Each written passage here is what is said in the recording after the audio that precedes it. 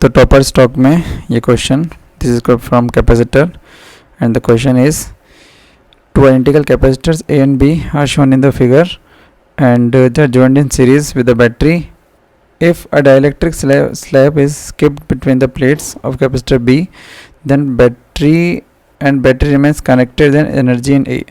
यानी कि वो आपको बोल रहा है कि यहाँ पर A and B दो कैपेसिटर हैं, अगर ये जो स्लैब है इसको इसके बीच में ला के इस तरह से निकाल लिया, ठीक है ना, जस्ट ला के बीच में से निकाल रहे हैं, तो उतने समय में जो A की एनर्जी है वो क्या होगी, बढ़ेगी, घटेगी, क्या होगा, है ना, रिमेंस कांस्टेंट और जो भी है, ठीक है, हमें इस पर बात करनी है।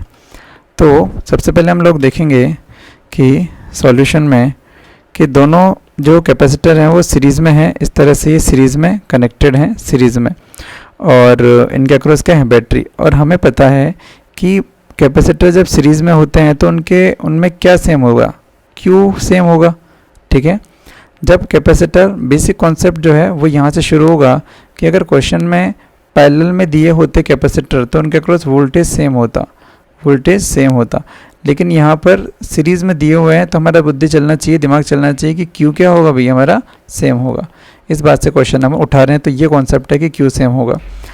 उसके बाद हमें पता होना चाहिए कि जो चार्ज जो है फ्लो होगा, है ना, जो इसमें चार्ज होगा वो इक्वल होगा, और वो कितना होगा, वो उतना ही होगा जितना क्यू फ्लो की वैल्यू है।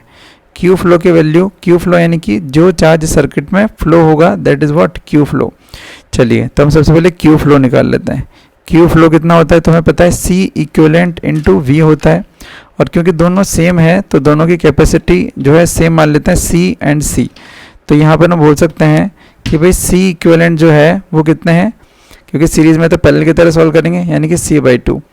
चलिए, तो इसके बाद क्यू फ्लो की वैल्यू हो गई C/2 इंटू V, यानी कि CV/2। बढ़िया।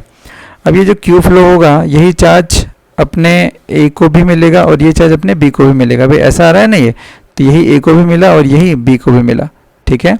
अच्छा, वैसे करंट ऐसे फ्लो हो रही है, ठीक है ना, तो चार्ज किस तरह से आएगा उनको पता है, बाकी क्यू फ्लो इक्वल्स टू इतना हुआ। चलिए, अब हम बात करते हैं एनर्जी ऑफ A। तो एनर्जी ऑफ A जो होगी वो कितनी होगी शुरू में, तो उसमें क्यू सेम है तो हम बात करेंगे Q²/2C, क्यू फ्लो का स्क्वायर/2C। तो ये हो जाएगा कितना, हम बात करें ये हो जाएगा C², तो ये हो गया C, ये हो गया V²/2C का मतलब ये हो गया Q², 2 इंटू 2, यानी कि 2 इंटू ये 2 का स्क्वायर, ठीक है। क्यू फ्लो की वैल्यू रख दी, ये हो गया 4 और ये हो गया, बढ़िया। चलिए, अब हम बात कर सकते हैं, इसको हम क्या लिख सकते हैं, इक्वल्स टू हाफ इंटू ये हो गया 1/2 का स्क्वायर इंटू कितना, CV²। इसको हम लिखते हैं इक्वेशन नंबर 1। अब हमें बोला गया है कि यार B के अंदर डाइलेक्ट्रिक स्लैब डाली है, तो हम बोल सकते हैं क्योंकि B के अंदर जैसे हम स्लैब डालेंगे उसकी कैपेसिटी जिस इंस्टेंट पर स्लैब आई होगी उस इंस्टेंट पर वो हो गई होगी K into C।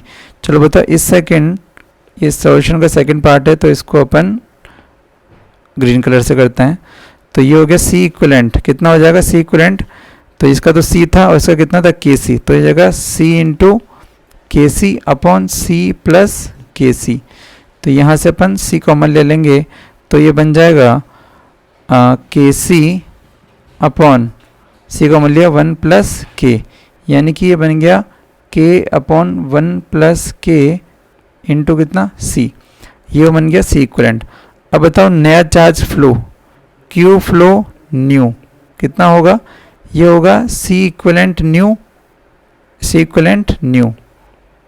Q flow और C इक्विवेलेंट इंटू कितना V तो सेम है, तो ये बन जाएगा K/1 प्लस K इंटू कितना C इंटू V। तो अब हम बोलेंगे कि ये जो चार्ज होगा क्यू फ्लो न्यू, यही इसमें आया होगा A में भी और यही इसमें आया होगा B में भी। भाई रियलिटी में तो ये कौन था, ये था अपना A और ये कौन था अपना B। तो हम बोल सकते हैं कि चार्ज या एनर्जी, हम एनर्जी की बात करनी है तो हम बात करते हैं भाई एनर्जी की।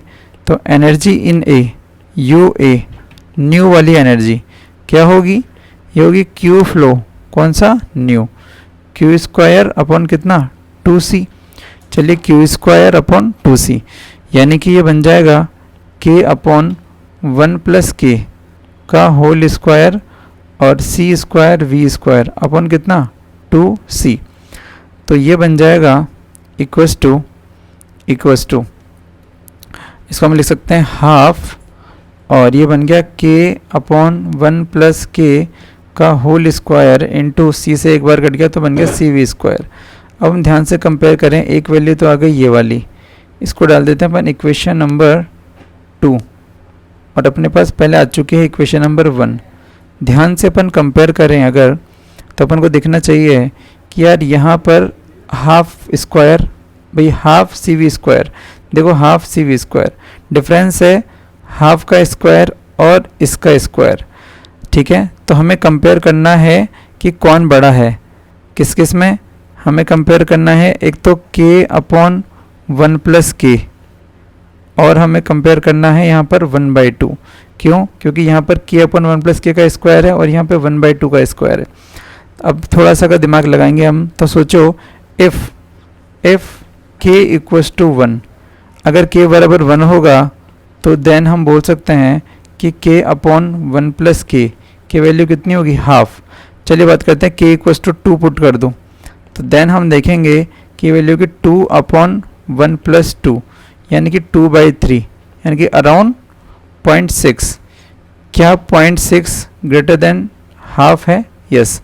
इसका मतलब हम लॉजिकली बोल सकते हैं कि यहाँ पर, क्योंकि हमें पता है बिकॉज k जो होता है वो हमेशा ग्रेटर देन क्या होता है 1, k हमेशा ग्रेटर देन 1 होता है, इसलिए हम बोल सकते हैं कि k अपॉन 1 प्लस के जो होगा वो ग्रेटर देन कितना होगा, हाफ होगा।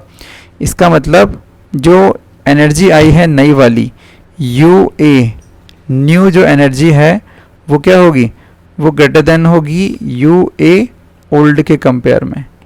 क्या हम बात समझ पा रहे हैं? ठीक है ना।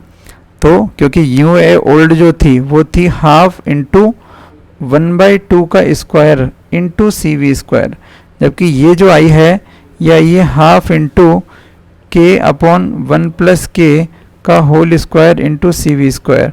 तो हम देख सकते हैं कि इसकी वैल्यू हाफ से ज़्यादा है, मतलब ये एनर्जी ज़्यादा है, और ये एनर्जी ज़्यादा है तो हम बोल सकते हैं एनर्जी इंक्रीजेस। तो answer will be energy increases, energy increases. तो I hope you understood this problem, this is was the good problem of capacitor. ठीक है ना। चलिए